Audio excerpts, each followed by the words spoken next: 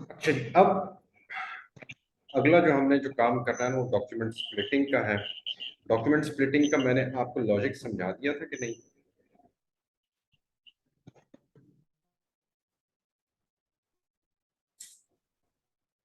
अच्छा, मैं समझा।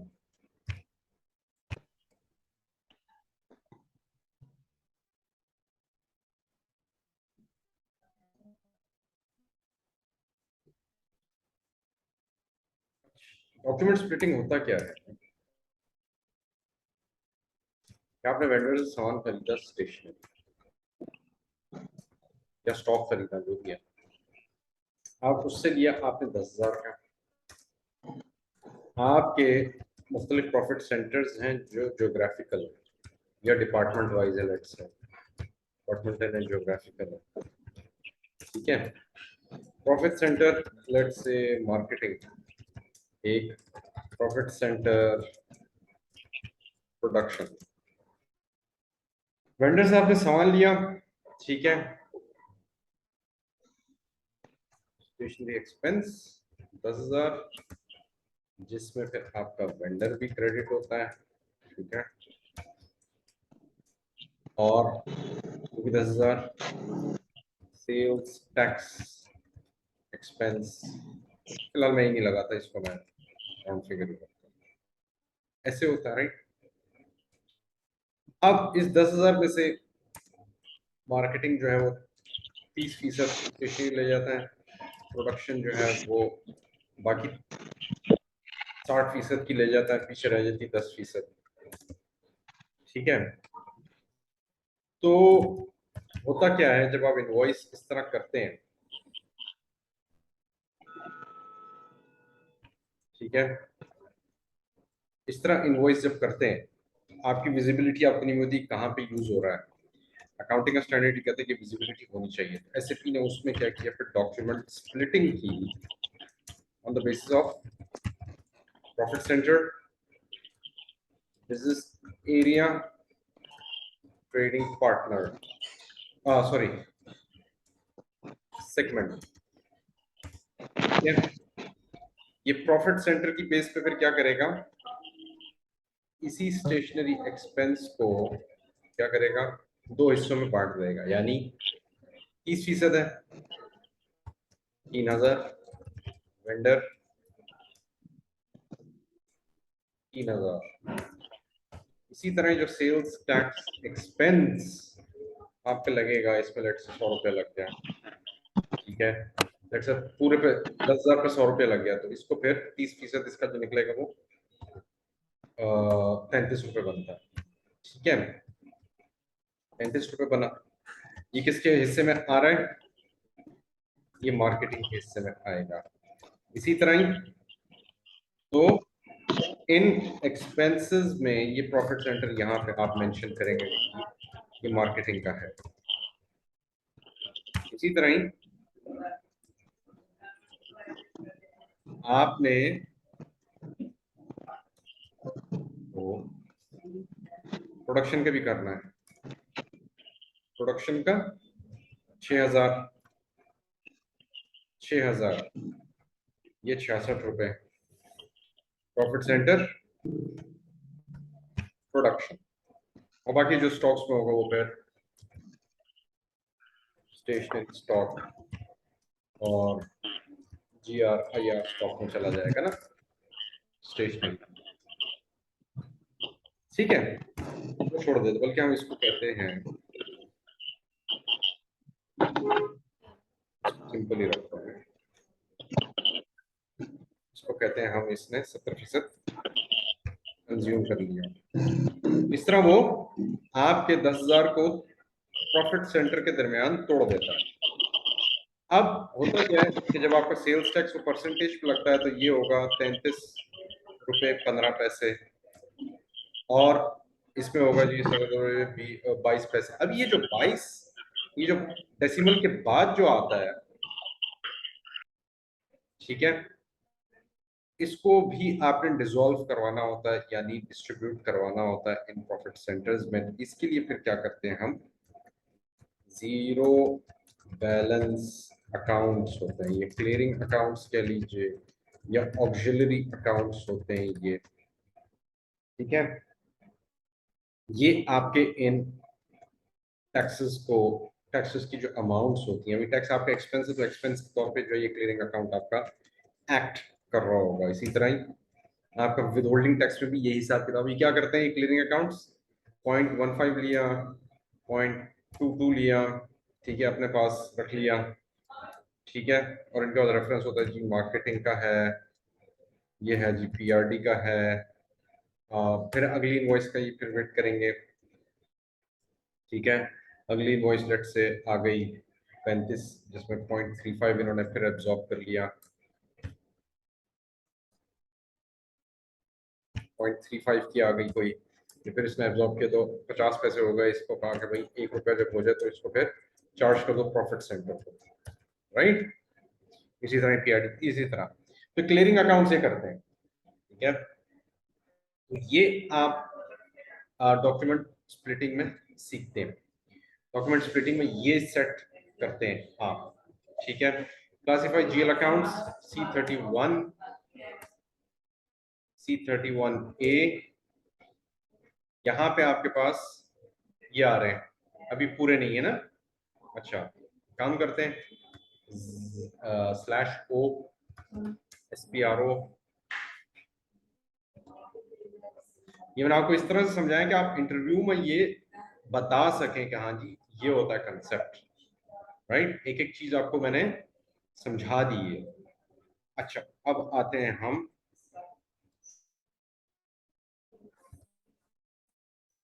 चार्ट ऑफ अकाउंट्स निकालते हैं। अब कहाँ से निकालेंगे, मास्टर डेटा, उसकी प्रिपरेशन होंगी, जीएल अकाउंट्स में प्रिपरेशन होती हैं।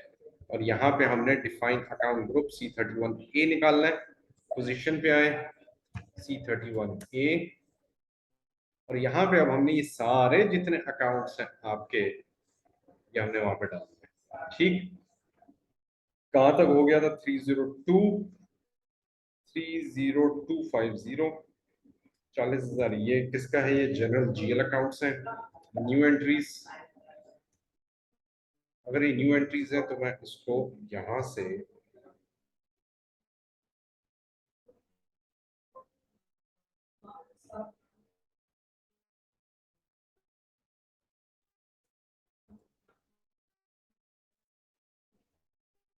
अच्छा जी, अब 40 to 40,000 क्या है हमारे पास, जनरल जीएल अकाउंट्स है। इसमें हम कैटेगरीज को लगाएंगे, क्योंकि कैटेगरी देखता है कि वेंडर की है, विद होल्डिंग की है, सेल्स की है।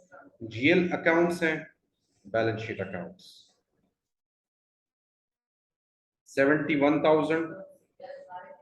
मटेरियल अकाउंट्स, मटेरियल की कैटेगरी है, यहाँ पे बहुत सारी कैटेगरीज आपको मिलेंगी, जैसे balance sheet account, zero balance posting, customer, vendor, cash, taxes, withholding tax, material. मुझे मटेरियल चाहिए था, मैंने मटेरियल लगा दिया।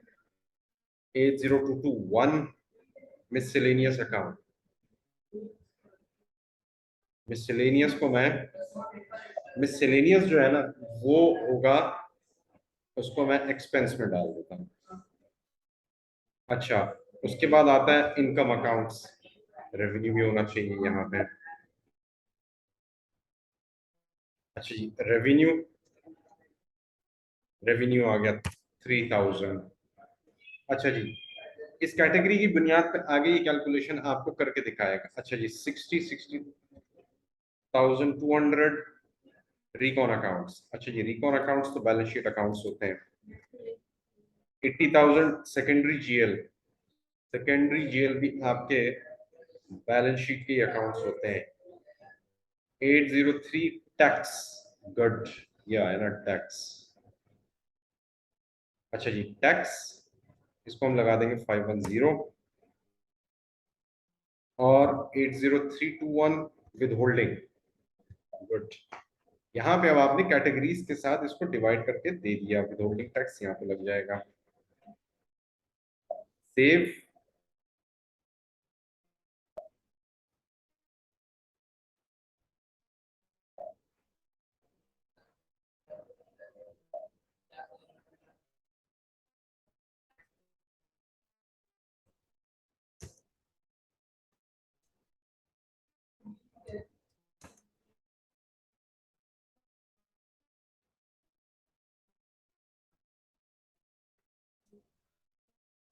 पेपर मिल ग्रुप ये हो गया, ठीक है। ये अब आपके पास कैटेगरीज आपने हर अकाउंट ग्रुप के हिसाब से आपने उसको बता दी कि भाई कौन से जो एक्सपेंस के हैं, कौन से जो इनकम के हैं, कौन से टैक्स के हैं, एंड सो ऑन। क्यों आपने जो है इसको आगे जाके स्प्लिट करवाना है, ये ऑटोमेटिक आपने एंट्री ये करनी है, ये वाली along with sales tax and withholding, आगे उसने एक्सप्लोड इस पे करना है, डिस्ट्रीब्यूट स्प्लिट इस पे करना है। अच्छा जी, अच्छा जी, मेरे पास जीरो बैलेंस जो अकाउंट है वो 80250 है, ठीक है। डॉक्यूमेंट टाइप्स, अच्छा दूसरी चीज मैंने आपको नहीं बताई, एंटर ओवरराइड। ओवरराइड क्या है इसको देख लेते हैं, क्योंकि एक एक फील्ड को जब ये इंटरव्यू पूछ सके हाँ जी ओवरराइड क्या होता है। ओवरराइड में आपको कंसेप्ट आना चाहिए जी, internal derivation of item should be override document splitting by derivation by accounts, ठीक है। Select entry X if you want to assign vendor customer to more detailed item categories such as customer special year transaction 3(1) special year. These item can be handled separately in rule definition document splitting. अच्छा, अब होता क्या है, अब मैं आपको समझाता हूँ, एक मिनट। बहुत आसान सी चीज है यहाँ पे मैंने, अच्छा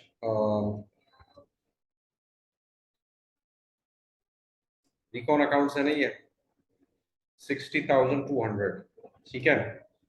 अच्छा यहाँ पे हम एक काम करते हैं, 6,200 ये निकालते हैं, 60,200 new entries C31, C31A account group special GL 60,200 60,000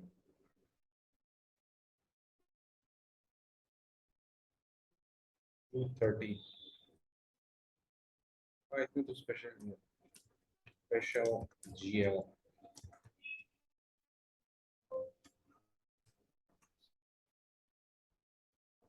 6,200 6,230 save.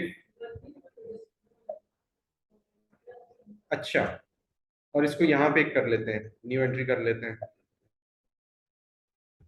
लेकिन ये गलती हो गई ना सर, किसी ने देखा भी नहीं, टू 201 होगा, ये 200 पिछले में हमने कर दिया है। और यहाँ पे यही तो छोटी छोटी बारीकियां होती हैं ना जो आपको फंसा देती है। अच्छा जी, account from,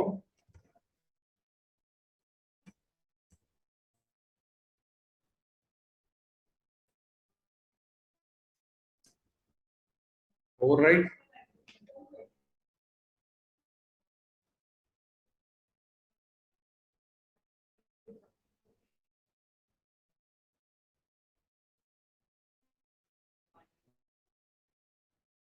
special GL 30 accounts है ना, 15 हम इसको देंगे वेंडर को, और 60216 6 602 60230। अब आपसे इंटरव्यू में जब पूछे हाँ जी स्पेशल GL भी कर सकते हैं, आप कहेंगे जी बिल्कुल कर सकते हैं, ठीक है। अच्छा, अब दूसरी चीज, एक चीज रह गई, एडिशन। एडिशन क्या है, C31A आपके पास स्पेशल GL भी आ गए, रिकॉन भी आ गए, ठीक है। रिकॉन आपने 230 किया। अच्छा एक चीज जो नोट करने वाली वो ये है, अगर हमने स्प्लिट करना है अगर, तो हमें वेंडर अलग से ये अकाउंट चाहिए होंगे। अच्छा, मैं एक काम करता हूँ, 630 है, 620 30 है ना,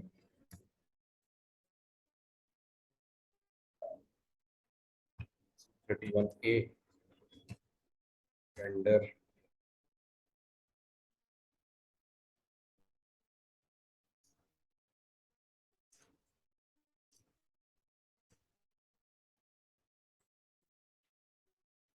60250 सेव।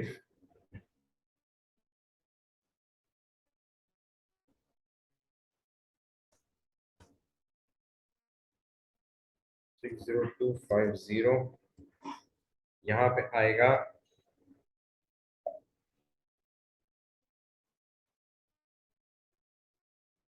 वेंडर। ठीक है।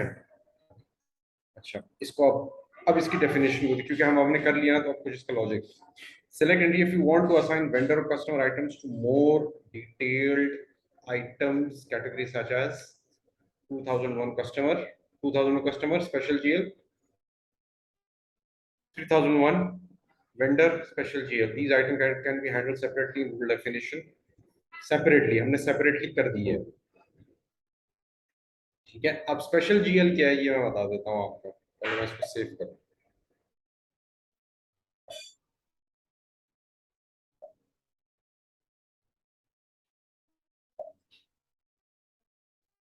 अच्छा जी, स्पेशल जीएल ये होता है कि मैंने वेंडर से कोई चीज ली, उसको ऑर्डर दिया, परचेज ऑर्डर, वो क्या पहले आप मुझे एडवांस पेमेंट करें। एडवांस पेमेंट इनवॉइस नहीं होता, इट्स एन अंडरस्टैंडिंग आपके दरमियान होती है वेंडर की और आपकी।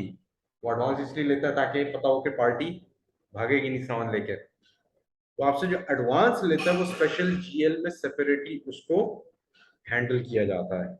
इनवॉइस बाद में आती है, जब आपने पैसे भेज दिए उसके अगेंस्ट वो आपको मटेरियल नहीं भेजता, वो अंडरस्टैंडिंग के लिए होते हैं। और जैसे ही वो सामान भेजता है आप वही एडवांस उसके साथ एडजस्ट करते हैं कि हाँ जी वो मैंने भेजा था वो इसमें एडजस्ट होगा, आपकी जो इनवॉइस है वो इतनी की है लिहाजा ही एडजस्ट होगा। तो स्पेशल जीएल ट्रांजैक्शन होते हैं, आगे जाके हम पढ़ेंगे। ठीक है, ये हो गए, समझ में आ गई। अच्छा जी, अब आते हैं अगले मरहले पे।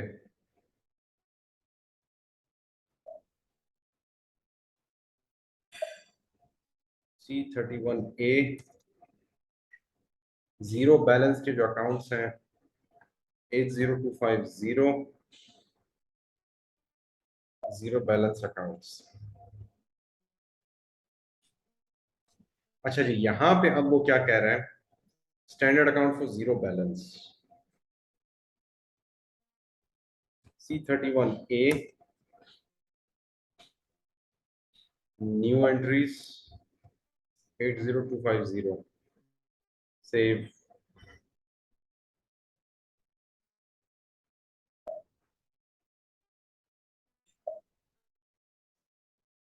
CO posting price zero balance account,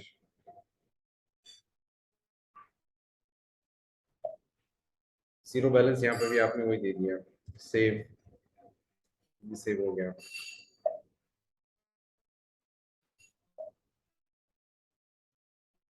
zero balance for cash pooling,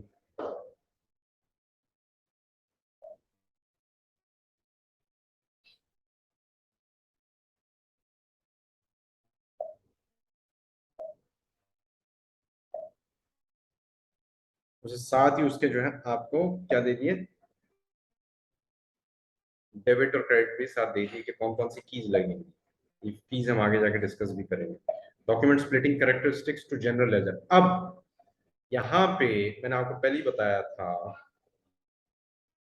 कि तीन क्राइटेरियाज हैं जिसपे आप स्प्लिटिंग करते हैं, profit centre, business area, segment, इसके अलावा कुछ नहीं है। आप करना चाहें तो एंट्रीज कर सकते हैं, लेकिन बाय डिफॉल्ट एसएपी ने आपको ये दिया हुआ है। जीरो बैलेंस हमने लगा दिए, मैंडेटरी फील्ड ये नहीं आपने करना। ये अगर कर दिया तो एंट्री लेवल पे फंसते रहेंगे आप, प्रॉफिट सेंटर हमेशा मांगता रहेगा, आप ढूंढते रहेंगे कहाँ से आया। ये आपने नहीं लगाना। इंटरव्यू पूछेंगे कि मैंडेटरी फील्ड होती है डॉक्यूमेंट स्प्लिटिंग में, जहाँ पे आप प्रॉफिट सेंटर को मैंडेटरी करें उसका क्या इफेक्ट होता है, इफेक्ट पूछेंगे।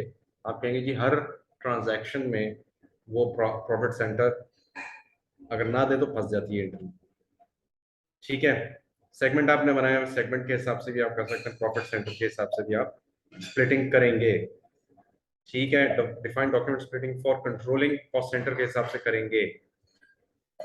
अच्छा जी, पोस्ट कैपिटलाइजेशन। अच्छा, इसमें कंट्रोलिंग जो है, इसके अलावा भी और बहुत से क्राइटेरिया जिससे स्प्लिटिंग हो सकती है। जैसे सेल्स ऑर्डर है, ये प्रोडक्शन ऑर्डर भी हो सकता है। और कॉस्ट ऑब्जेक्ट ये सेकेंडरी जीएल भी हो सकता है, प्रोडक्शन ऑर्डर भी हो सकता है। डब्ल्यूबीएस एलिमेंट की क्या होता है? डब्ल्यूबीएस एलिमेंट होता है work breakdown structure. Work breakdown structure क्या होता है? आपकी फैक्ट्री है, उसमें आपने कोई प्रोजेक्ट इंजीनियरिंग का आप कर रहे हैं, फैक्ट्री खड़ी कर रहे हैं। उसमें पहले आप उसकी बिल्डिंग बनवाएंगे, उसके फेजेस होंगे, पहले बुनियादें डलेंगी, फिर उसके बाद उसमें फर्श डलेगा, फिर उसमें दीवार खड़ी होगी, फिर छत डलेगी। ये फेजेस है। इन फेजेस को डब्ल्यूबीएस एलिमेंट में फेज बाय फेज ब्रेक करके रखा जाता है, वो भी कॉस्ट ऑब्जेक्ट होता है। ठीक है, हर फेज के साथ एक कॉस्ट सेंटर लगा हुआ होता है। Defined post capitalisation of cash discount to assets, ये भी हम नहीं कर रहे।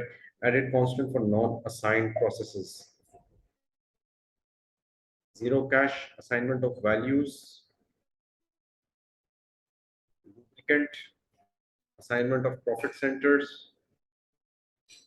प्रॉफिट सेंटर्स हमारे पास कंट्रोलिंग एरिया ये है, हमारे पास C31A है। प्रॉफिट सेंटर हमारे पास कौन सा है, ये भी आपसे पूछा जा सकता है। हाँ जी, डिफॉल्ट कर सकते हैं जी, कहाँ से कर सकते हैं जी? इस तरह कर सकते हैं। कांस्टेंट कर सकते हैं जी, कर सकते हैं। अच्छा जी, C31A